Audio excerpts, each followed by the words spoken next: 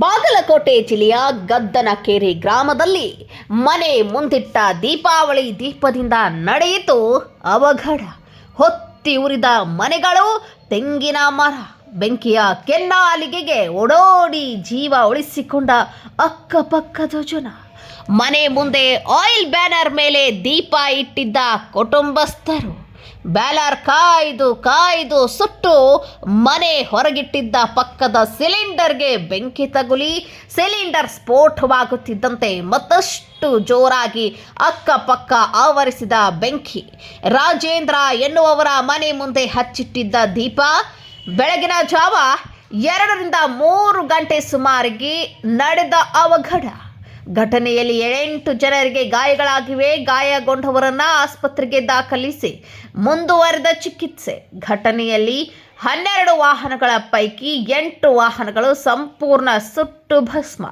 ರಾತ್ರೋರಾತ್ರಿ ಬೆಂಕಿ ಕಂಡು ಗಾಬರಿಯಾಗಿ ಮಕ್ಕಳು ಮಡದಿಯರನ್ನ ಕಟ್ಟಿಕೊಂಡು ಓಡೋಡಿ ಹೊರಬಂದ ಜನ. ಮೇಲೆ ಮಹಡಿಯಲ್ಲಿ ಬಾಡಿಗೆ ಇದ್ದ ಪ್ರತ್ಯಕ್ಷದರ್ಶಿಗಳು ತಿಳಿಸಿದ್ದು ಹೀಗೆ. ಸ್ಥಳಕ್ಕೆ ಎಸ್ಪಿ ಸಿದ್ಧಾರ್ಥ ಗೋಯಲ್ ತಂಡ ಆಗಮಿಸಿ ಮನೆ ಪರಿಶೀಲನೆ ನಡೆಸಿದ್ದಾರೆ. ಬಾಗಲಕೋಟೆ ಜಿಲ್ಲೆಯ ಗದ್ದನಕೆರೆ ಗ್ರಾಮದಲ್ಲಿ ಘಟನೆ. ಕಲಾದಗಿ ಪೊಲೀಸರು ಭೇಟಿ ನೀಡಿ ಪರಿಶೀಲನೆ ನಡೆಸಿದ್ದಾರೆ. News report Rajesh S Desai, ಉತ್ತರ ಕರ್ನಾಟಕ.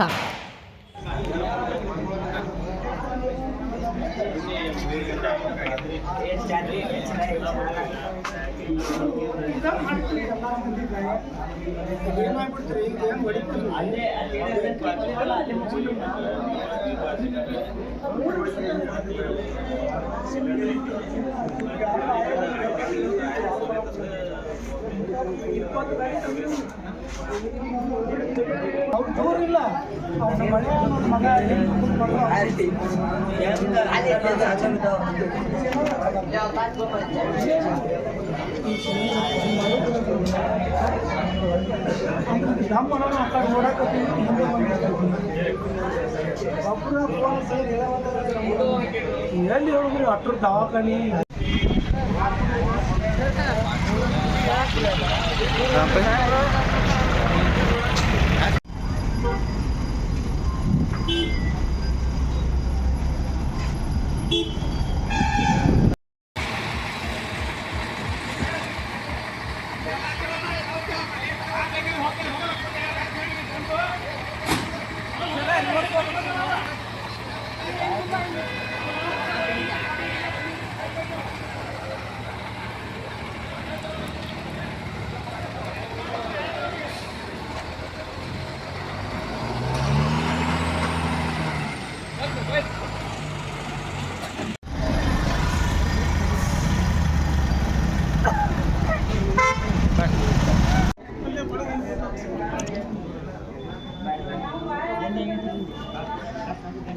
ಸುಧಾರಿ ಬಿಡಿ.